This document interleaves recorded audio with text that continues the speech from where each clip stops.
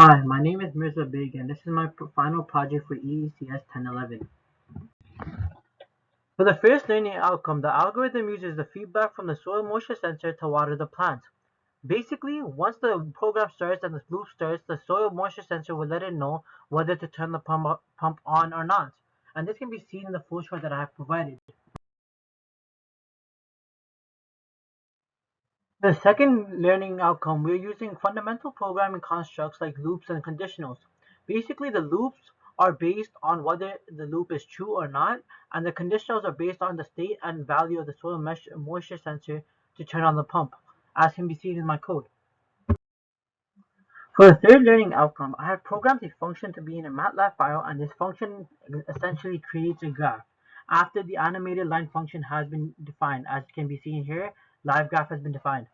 And this function takes two arguments and returns a value once a graph has been created. For the fourth learning outcome, I have created a function that will convert the soil moisture values from voltage to percentage. This function first checks to see if the voltage value is valid in range, and then it converts the voltage to percentage using the following formula, where the voltage is divided by the max voltage, and then it is multiplied by 100 in order to get percentage.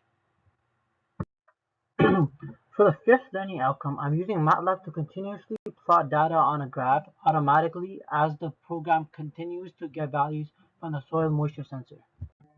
For the seventh learning outcome, there's a controller which is called the Arduino, and there are two things connected to it. One is the soil moisture sensor, which returns the value of the soil's moisture, which is then put into the controller and then sent to the computer using the USB. And the other thing connected to it is the MOSFET, which acts as a conductor for the water pump and the battery. So basically, it turns the water pump on and off.